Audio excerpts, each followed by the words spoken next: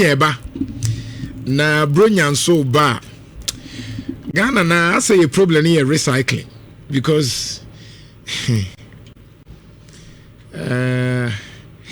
bronya eba on say ye bia na yedi no ho ya ena ye wodwumaku a yama omutumi say efa aduane ne de ye nom akoyeye mu no omu na ehwe maye nti ye kraye ye announcement ani say ade we FDA agiatum FDA njintuma ha yenye na ene ye ne mpanyifo betwetwe ho nkomo bronya de na wose ye de na wose ye hwe consensus ben ne wo ho na de den ne se panyi foforo aba bekan wa asantemai ha say FDA panyi a wo hwe se ye duane a yebedie ne de ye benom no bronya yi ebeye okay Ora Nathaniel Nana Kwabena Nkrumah ena eye Ashanti Regional Head Food and Drugs Authority nemo me wo me senior wa ha onse ka senior chese ye ko school pa menim de boss ko ye de but ye de ye ko school pa ye ko Prempe College aha ye na yetimi ma mo president asala muntimi breakie enti ameni senior nkasa kakrana me name ni abanzo nkasa na afia ne boss nkasa senior good morning nana bibi aboko yame adom okoy wasaba yame adom aba aha ede nyame ase na nyome ekose yame adom bibi aboko FD bibi aye fine yame adom so far it is saying oh mo boy juma okoshe voter for no wasaba pa it is well oba pa hoye enyo boss na beba de anka uma ha nyoza oboza ma de anka uma ba bibia e fine FDA nhihye so okosei eguso kakakra ye bompa ise moti heide mo beboa na enyina yeso ye beboa ma bibia enza aka be few days bi ni di bronyo nti safe pa mate tina wo bibia ansa na me ne boss akasa na me go straight yanko boss man okay na fe dey always nti boss Nkrumah on na hwe FDA so this is the first time I buy boss the last time we see I wo mentia but say bibia fine nyame adom bibia fine ebe nyankopon ase akwaba nso ye nia uban nso ya ma fufu adi bibia fine na say still na no amiguso hwe bia a metime di fufu a me se medi fufu on je danya bi me se danya ya dem kai ba me bi na ye UGM friends and tech dear sister friends ekua fufu minyanko ho ya se wanso kakra na eja cause we fufu a obe ye trans dia fufu kakra na ze odi aye ye onyoma kakra na I mean obe take you over now how many months ni you can say yo me da zimini na memfa enchia kese ma asanteman na memfa enchanso ma me na otumfo se tutu na menka se yada masenso mama ye akonya ise ya ne mbedi nkomo efa ne edwumadi a FD ye me ba menya bosome na me adoma ochina that's fine that now we're here now ba I'm on cry and kind of masha for almost 21 years. Abwa aye bebre or and I remember our retirement wa. It is well. There's a running na nkran na is a modiaba. Yeguso ni na kajuma no bi. Sir. Okay, so before say be go into certain details no. And then now per se yehu the ne pese opese ye de kai o se ka FD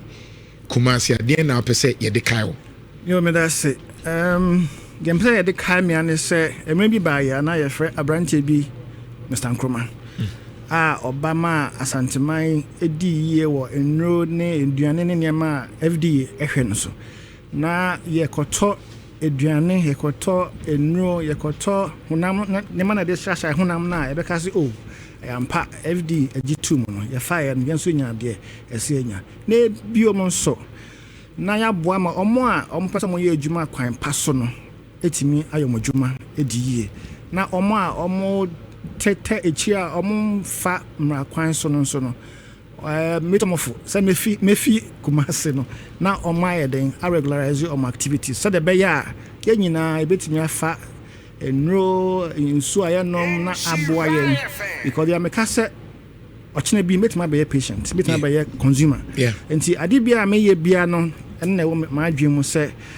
anya me kwana be me maame be me nuaba be me busuani be me ba and that is what drives my passion for this job for the last 22 years. Kumasi e tofu. Ubetimi aye. Me ba me hu kakra say tough but the me hu so ne say ncheche na nti wo de ba ko be ncheche na wo de wodwuma no so emra na e hya won sa na ye den aye dwuma na me hu say mpempi no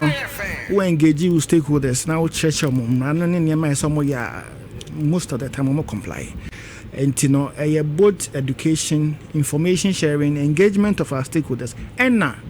omo amba manyen so omo fam randi kwans no, he dem rabaye. Na me ka say me hu video of KM boss no, but who say odijuma bia egda yakoma so papa. And you know, na me admire ya schedule said in board meeting na ya head the way best way abit me aye aboama santeman aye yes because me kai me what tech me by University. Okay. And me kai say utimi fa doing within 3-4 minutes na nka wafa hwe and I say me kwira with GPRS kaya hadwin rura baby you know na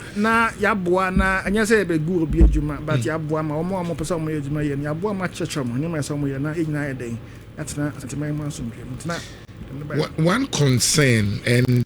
na senior high discuss here ediane no yakwa kofa afiri aba ene ekwan a omudi agu fom se ye meto ayemi hedika ya kan wasema be 10 years ni yakofa ntos na bakama but ekwan a ye fa so aye no minim se ye wo baabi wo ho a e wo senka assembly ni take charge but omunye mo be ni den na mo de aboaye. Yeah, me that's me akojo. In fact, me kan no crash o. I dey back for me buy me di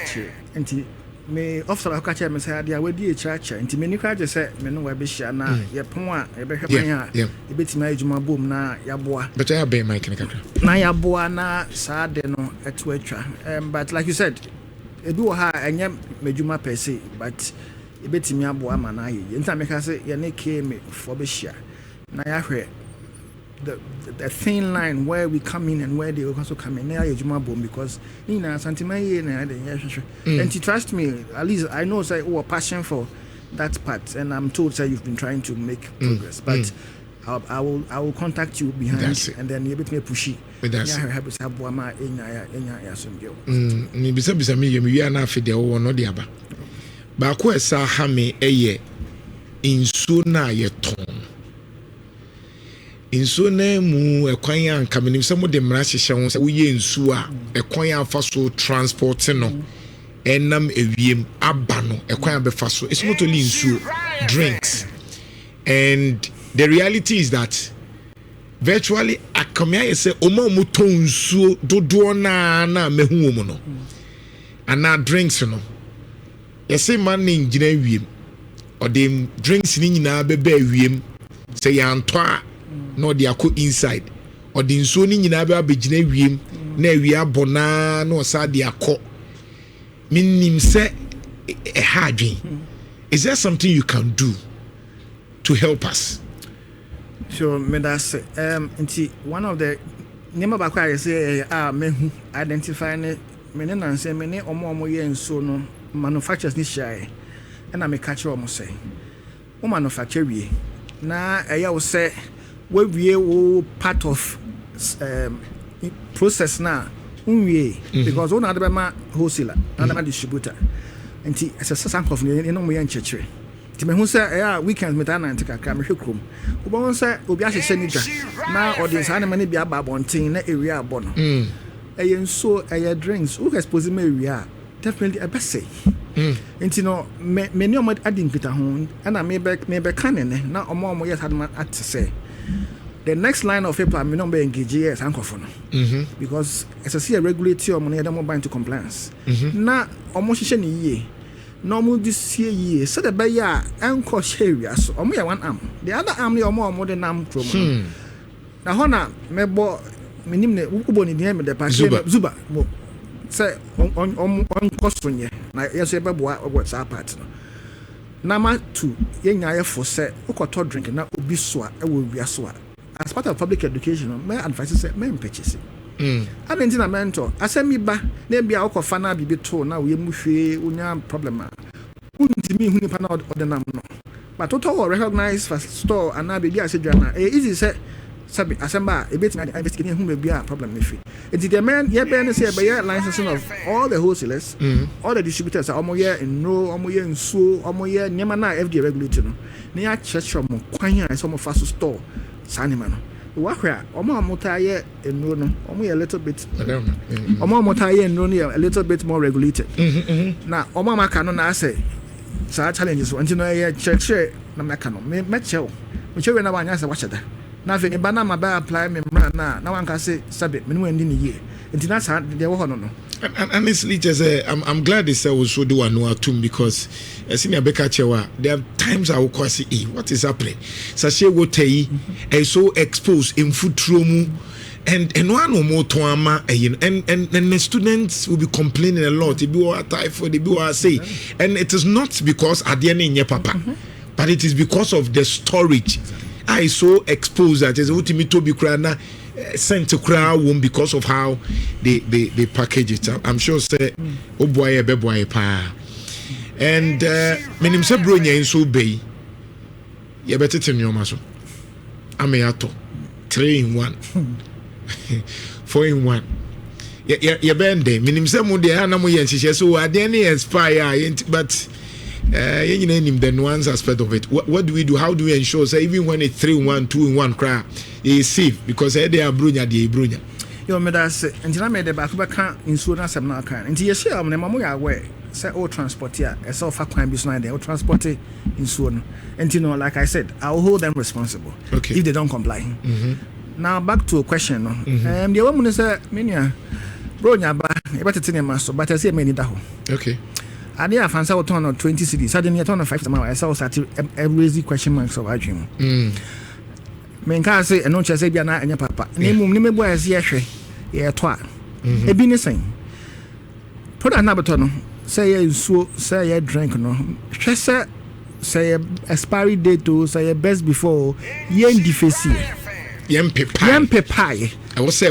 woho. Number 2, in painting every man approval. Yen fast cantale. Yem product so yem boss it ntia bon say as a stamp ye dey see so ma o paper anya ye do so be the paper and no the paper no that tare so kakra yem ma approval for such a thing ntia say the paper be tare but ya expiry date no one start raise the eyebrows check why try so be why I be hu dey sha ase when you can say utimi why at all I will say stick and yeah one and they told so they say as I say what FESTIVE batch number and a lot number and name bo ha church say bibi ni a wait my then attract they told so biom I say what brofo and I say any brofo kana na another language I say brofo here then e ka ho the san told so biom say o to na leak here men how ho cry I didn't leak here exactly men fa because that is I exposed to the environment also your friend may be microorganisms so that can say be more far ammonia reaction of omoyemu to no kan ho and also another problem na ma kan so biom say who sane may be na wadwen on tanta e beja number na what's up patch report my na yen taking yen ni hujuma gonna say prince bekacho ya hold nya call say obi ton expired products for chrome ya drink and emu an ye move call ya call na another sister agency I'm on my then I've destroyed no but at least we went there to make sure say the information that we got was verified and then so from watching our call be move out kakra na anya bro nko e be almost every other schedule based on the risk you identified then you say bro ye na akoda there be we are e beto aso because after bro no life still continuous it's na kakra na be kan no so say wo hwe we nya wi a na ye hwe be ye toss animal no so me kan no obi de so apakan so apampan so and also I mean casamento but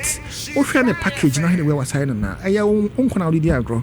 nti no na kam never canon so wetin me bisa kan yeah senior any addition na obapa nso aka we say oni ya na tinti ni o ma ba ko me nu bia wo si ehu cause you safety no the Ghana no dodo na ya fa normal na eya na bi nso gidi say menya bompa egu so de ene use enyo ebetimi hai. So what do we do? Okay, senior me dawse anope akwanya ade amaye na me nso me fa akwanya su na me nchia tiefo nyina santimai oni tie nyina na kakra me de kan me boss de ho ne se ukoto se ya bodonkumi na de ye kan nyina de me boss di kan nyina wahwe date no eya na yenhwe date na bese ne dodo ayeto se de mra ne tie no se eneye secondi na bibi be spy teda yentumi nsi obi kwan se monton ma obi na momu awokoto no ade ne bese wo chena ted ene wo ton no akoto ade no puduo de akwakogu fie gusa ho se ochena ne beba no ade no dodo na awoto ye no betumi ayusi ni nyina na enti se mra mu no wo to ne na afa odi koduru fie ne kosai won nsam a untumi ma ye ho se obi aton ade asai ama wo sanse bra na woto no na ade ne nsai ti won so a woto ade na sodie ni bi da wo so ho no na ya na mpempi no ye nhwe na ekoto wie na akiri no ne aba bedane de abo FDA so but bia ade na sai no waton ama at the time a woto ade ne nsai ye ba wato ni bebre ade no so shelf life aka no bra aka ebese ne sua enti enu time we bese no na untumi nyusi ade na wato ni nyina nwie ye eba sa na se wo nsem a wo de ba ye ho no mo ye sansa bra na nipa ne to ama no ne nse enti ebese se ye kɔ ne ate ade so se de mepani di kan ye no wahwehwɛ ho wahu se ya ade a FDA age atum oto eyeye na mom date na ebese no etese wo hwɛ se dodo na wo to afri nipa no no enya se ya te so buy one get 3 free nti no na wakɔse sanpudo de akwa kogu fie afi wani beba ahoso no na ade na akwa akɔse wo nsem na asem ba kwa mesa kaka ho ne se eya ade a meka pa na mesa aka se etiefo Ghanafo kumase man ebenya gidie wo FDA mu se uhu bibi a kire wa adwen so ana uhu ade a enye now the buyer so ya yebedi hu dwuma de amount ma obia dwen nya ne ntantada na mnim se senior wo ti dwamu ya make wo bedi hu adanse sente sa ba sentiti ewo mu no wo be yi eto ene ya me nsore nko minimu no kredi a wo de ye wodwuma se ye fiti ni udin sa wo so abra na mi wo kumase enema eba ya nimu enam so eba ye ekwan ye fa so ye adwuma no enye kwan a obi ade ne fa ne ho ebehu se eya asimasi an obenten na akoka me ho asem dia kire FDA ya tetien wo kwan pa ye fa so di ye nhwehwemu edo asem musuko epe asem ni gina sibre abra obi hu se eya asimasi an obenten na aba beyi asotire dia kire FDA eti ye besere se ye wunua bi mpa woni ni tifie ene edi nsamoni bi ye bibi esese FDA asotia ye besere se ma yasonte na se wo ma FDA asotia ekwan ye befa so aye adwuma no enye kwan a nipa ne behu se ye wo na obeka asa asem ni kire ye bro nya ba bebe yen ye consumers me ka consumers a yen ya ye di bibi ekoya no ye didi ye no munuro no ye do so sen FDA adwuma ye fo bebia yetu sesi ayeti he se bibisi ya ye di aye no mo aye consumers se ye kan ye wo fia nyina bo mo aye do so sin FDA fo e wa sa na epie kwa bonten a consumers ne do so sin FDA adwuma e fo no eti se consumers no enso ye o mo adwen se o mo beboa ya me aye adwuma e me adwuma ye fo pa yen ntumi nwo bebia at every point in time but at every point in time consumer bi wo bebi ti se consumer ni hu ade enye no so obetwen adwen si so obema ya so ate a ebema adwuma esese ye no ayemra ma ya adwuma pa de aboa santima nyina nti ebesere so obia hu bibia minim se adwuma de ni kwawie no me boss de number betudwa akire ye kira kwan so obia hu bibia e kire na adwen so wadwen uto bibia no adwen ye ontanta enye gidie manipa no o de frɛ na bisa ye wo stand by ya se complaint na se information nya duru ye hope WhatsApp o se call o text message o esesi yi anu ma no wadwi mu ye ofan se ya de esese ye ma wuja na ye mu hwehwemu a ye beje ni aye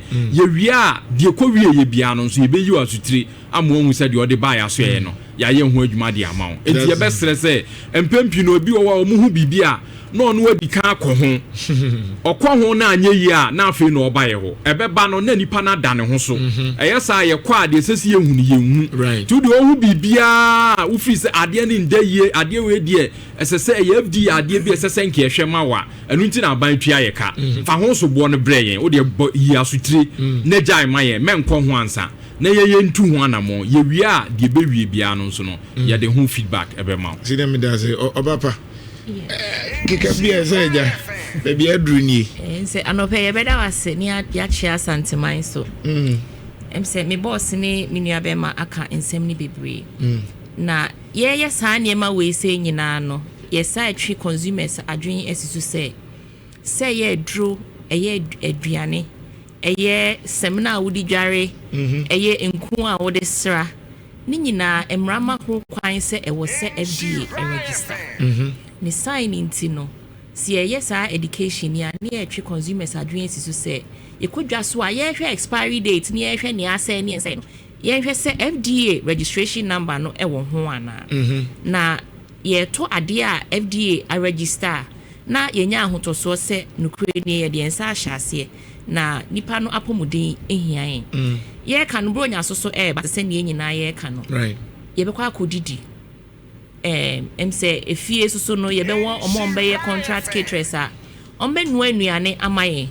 emra ne mu kire se ansa na obe nu aduane no obeton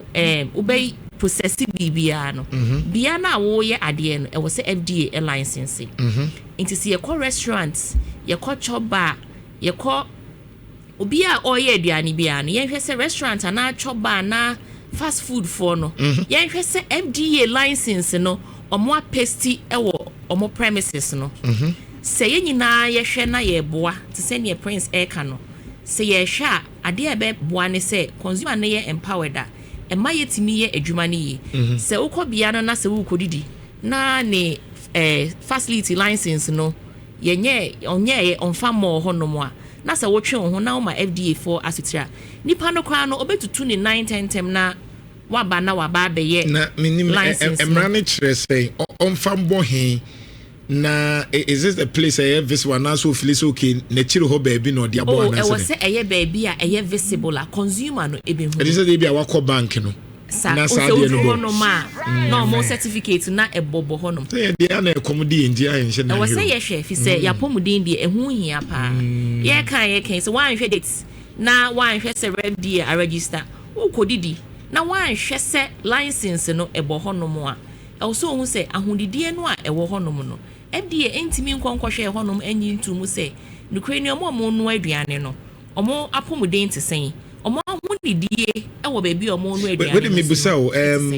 maybe boss be ya no but person busa that's the moso on fam ho no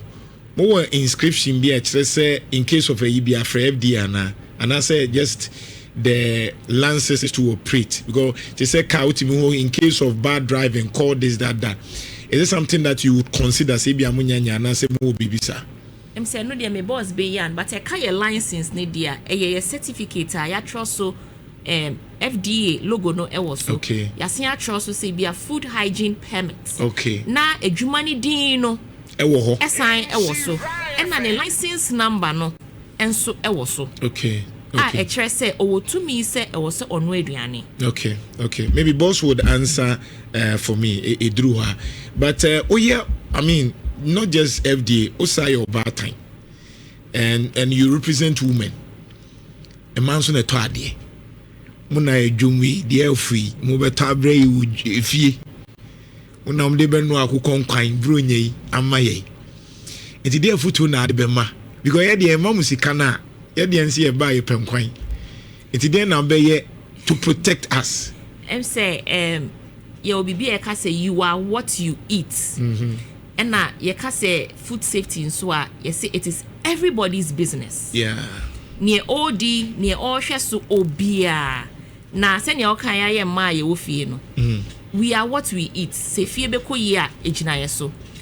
say ye dwuman mu na no obi na oton aduane eye baby food na ono ankasa de mane ba akola ne yare ya na onhu na de kro de ohun ye ne se say edru aduane na oyi eton de mane ba ne di no na I expire when one check it enti kakra meka ne se ye ma ye ni na ho ye to ade ni e wo dwomu a enim se anya hwe wasiesie o tomatoes a e wo se good table so nipa no wasekete wo fom o obia nam na ne na sinfutro na egu so muka mu musi na o koto de ama e friend is saying ufiefo edi say say kwa na dia pro no say de say utie ye boss ye KM boss a o kasa na ni abre pa ema oye se ne ye si dwa no enye saa na wo se ye no edwa na ye si no yanka se yemfa ketense fom na yemfa niema engu fom yanka se yemfa nse kwan no ho na obia enye enanti engu so enam saa ni nti no ye be sre ma no ye ma ye ni na ho se wudru shop no na se wo hwe na wuntimi nkinkan a na wasre obi na wahwa ama because you are what you eat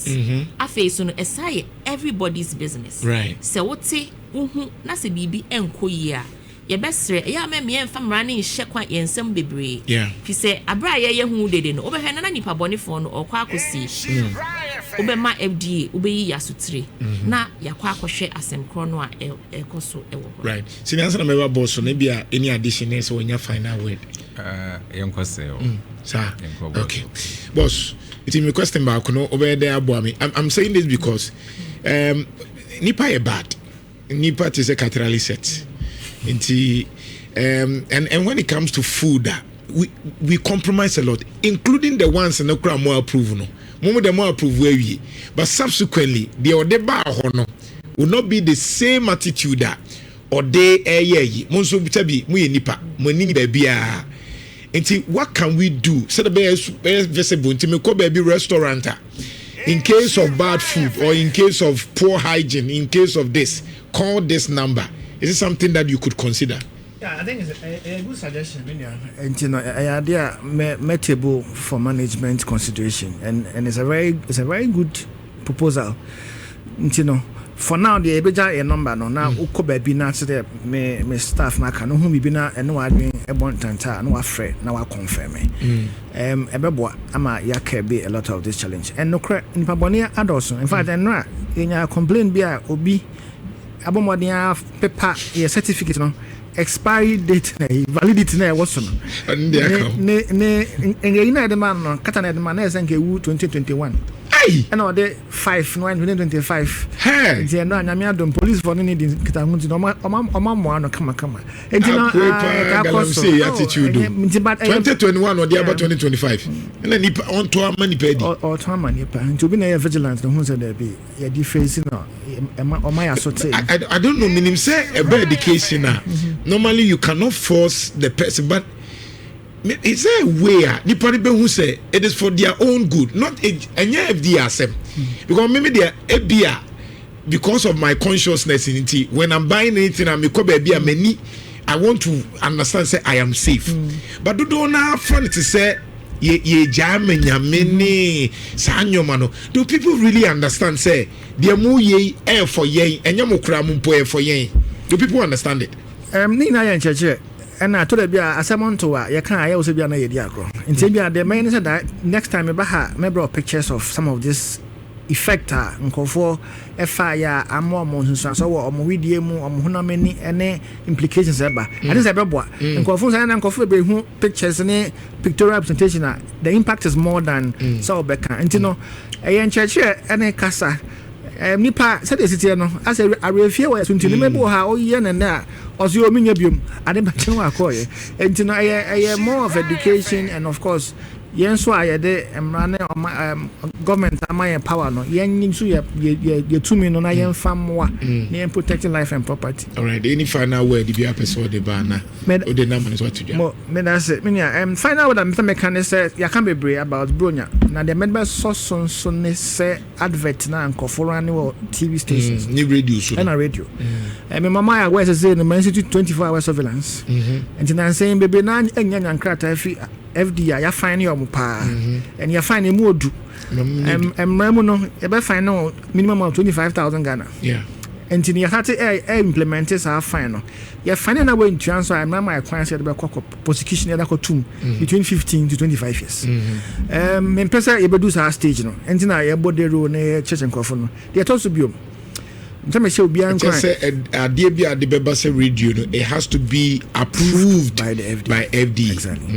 And approved na omo aya omotaye LPM no so omo di keka ho no so e ha adwen pa emremu no de odema wo kan ne wo kan no you also liable but ni na ya cheche so ade bi wo ha en science insanity bi tu koku